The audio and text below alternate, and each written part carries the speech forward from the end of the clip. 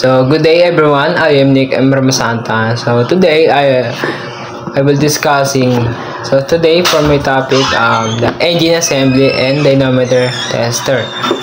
So first the learning objectives. So at the end of the lesson, I should able to explain the parts and steps in engine assembly.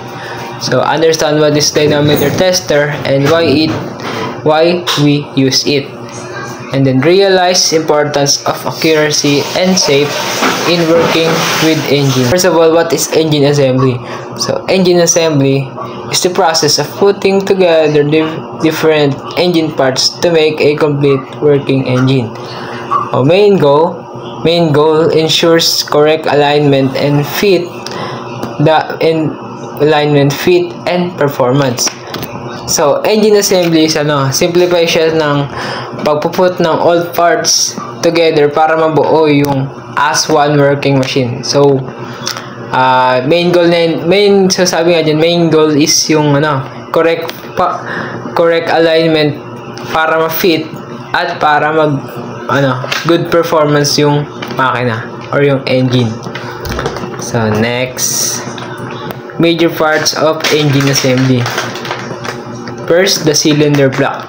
So, cylinder block is the foundation of the engine that holds cylinder, piston, and coolant passages. So, cylinder block is yung this is the body or yung foundation ng engine. So, dito nakalagay yung so dyan nga nakalagay yung piston and then yung crankshaft. And then next is the piston and connecting rods. So piston moves inside the cylinder head and connecting rods link them to the crankshaft. So piston, so yung pistons is to nag-moves nag-moves up and down para para mag fuel burn. So ito yung 4-stroke cycle, diba, na napag-aralan natin. So ayun yung function ng pistons and then yung connecting rod naman is yung yung nagdudugtong lang sa piston and then sa crankshaft. So next is the crankshaft. So converts the up and down reciprocating motion of the piston into rotating motion. So ito yung crankshaft is yung nagko-converts na the up and down movement ng piston. So siya nagko-converts ng pataas and then yung up and down na movement ng piston nga para maka-rotate to. So cylinder head and valves. So hoses the valves that controls air fuel mixture and exhaust gases. So cylinder head and valve, so ito yung nag-control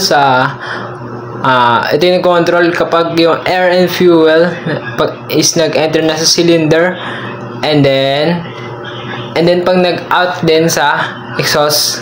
So next is the lubrication system parts. So provides to reduce frictions between moving parts.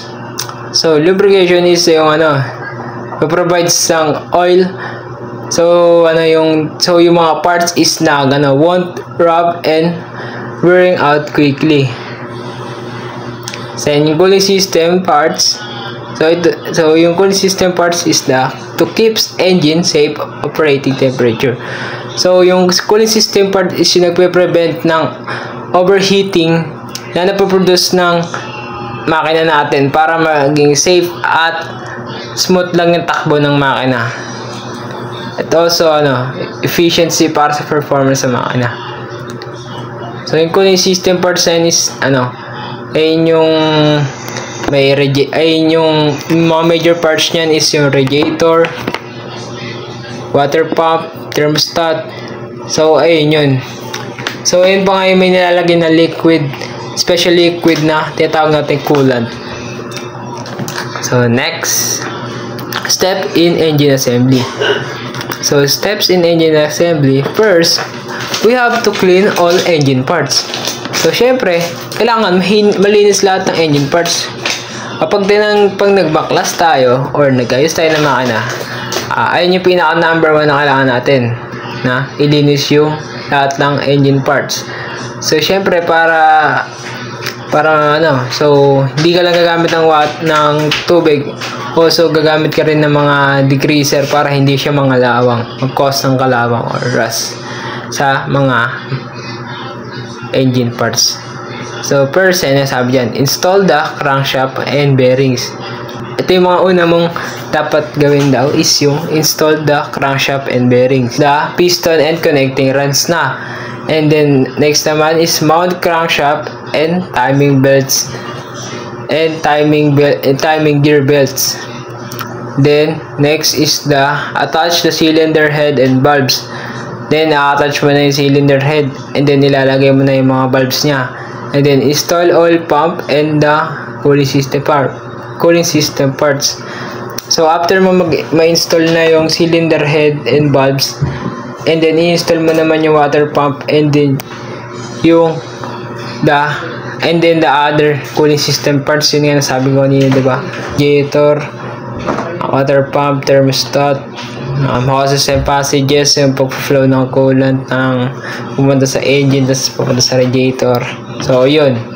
Then next na is check mo na syempre yung if na fit mo ba or tama ba yung pagkakalagay mo, and then yung tightening or yung higpit ng lahat ng engine parts. Ito is yung sample video ng pag-engine assembly.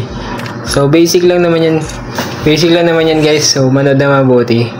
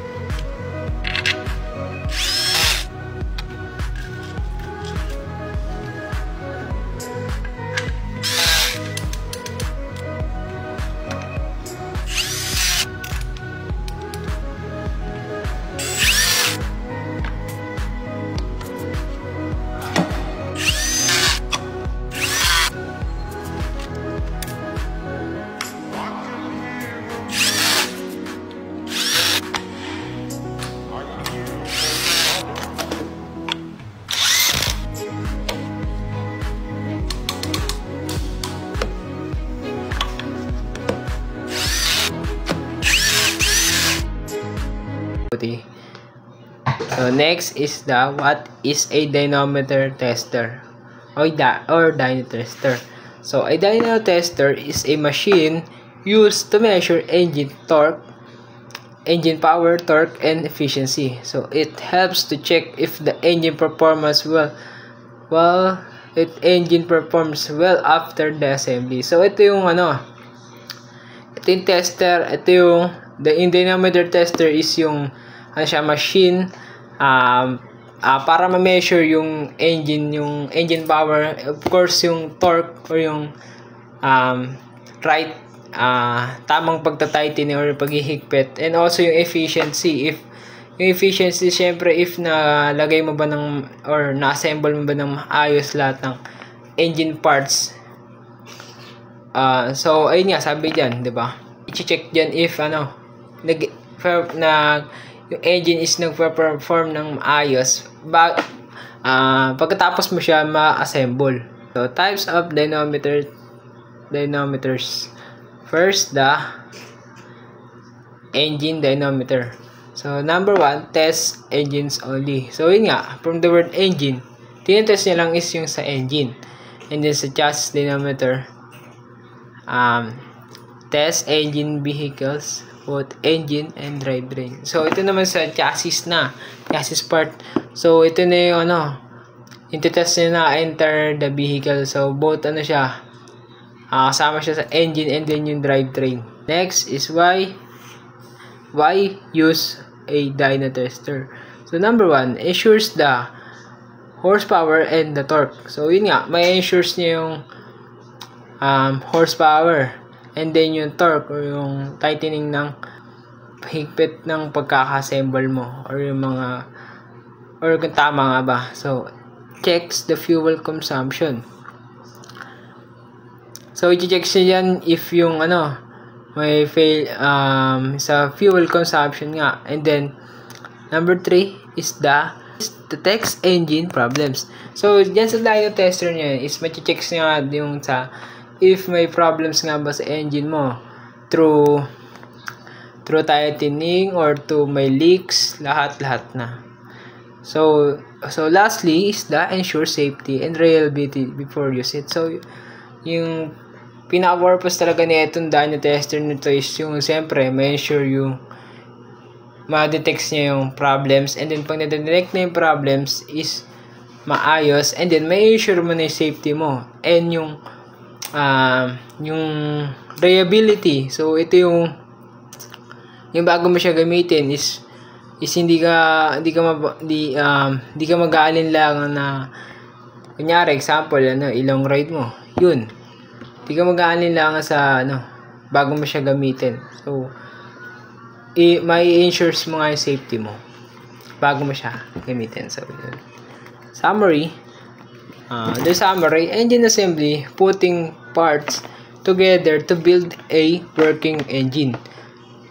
And then dyno tester checks performance, torque, and efficiency. So both are important in automotive testing and development. So assemble lang ng mga engine parts para ma-build mo yung working engine. And then dyno tester is yung ma-checks nga yung performance, and then ma-ensures mo din yung safety mo bago mo siya gamitin. So that's the dyno tester. Engine assembly is yung pag-assemble lahat ng engine parts para makabuo ka ng working engine. And then yung dyno tester is yung parang general check-up na siya mismo ng kotse or ng engine para ma-check mo yung performance, torque, and efficiency, and ensure safety bago mo siya gamitin. So yung dalawang is very very important automotive and also sa development. So that's all, and thank you.